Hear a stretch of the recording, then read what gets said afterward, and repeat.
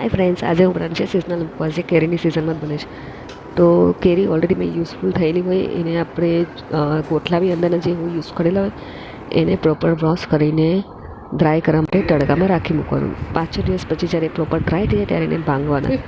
તો ગાઈસ, એના માટે જે બ્રાઉન ભાગ છે પાછળનો એને ત્યાંથી તોડવાનું ચાલુ કરવાનું, જેથી પ્રોપર થઈ તો એને દસ્તા મારતા રહેવાનું.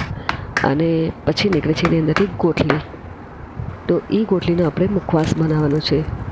તો ગાઈસ, આ મેં ઘણા બધા ગોટલા મેં થોડા ભેગા થઈ ગયા છે અને જેટલા ગોટલા થતા જાય એનો મુખવાસ બનાવતી જાઉં છું. આવું તો મેં આટલા ગોટલા ભેગા થઈ ગયા છે. તો એને ભાંગી લીધા અને આ ગોટલી રેડી છે.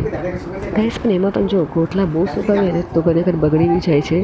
તો તમે પ્રોપર ચેક કરીને તમને લાગે કે વ્હાઈટ અને ઓકે છે તો જ તમે એને મુખવાસ બનાવજો. તો આ ગોટલીના મુઠલા રેડી છે.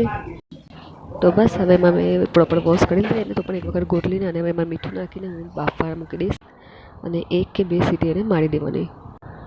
તો બસ આ ગોટલી રેડી છે. બટ ગાઈસ, હજી આની આગળ પ્રક્રિયા છે.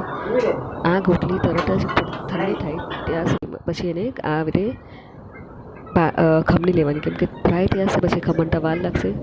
તો આ રીતે નાની ખમણીમાં એને ખમણી લેવાની. તો આ ગોટલી ખમણાઈ ગઈ છે.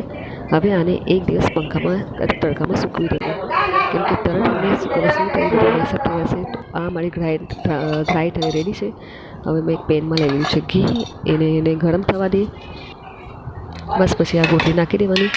અમે લોકો મારી મમ્મીના ઘરે ડ્રાય થઈ જાય પછી ગોટલી અમે લોકો ઓલરેડી સ્ટોર કરતા 6 મહિના કે ચાલે, અને જ્યારે બી મન થાય ત્યારે ઇન્સ્ટન્ટ એને શેકી શકીએ. તો ગાઈસ, આને હલાવતા રહેવાનું પ્રોપર, કેમ કે શેકતા વાર લાગે તો બળી બી જાય છે.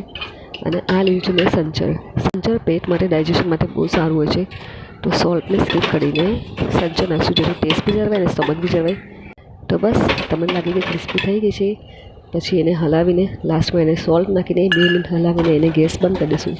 સો ગાઈસ, આ મુખવાસ આપણો રેડી છે. તમને મારો મુખવાસ કેવો લાગ્યો મને લાઈક અને સબસ્ક્રાઈબ કરજો પ્લીઝ.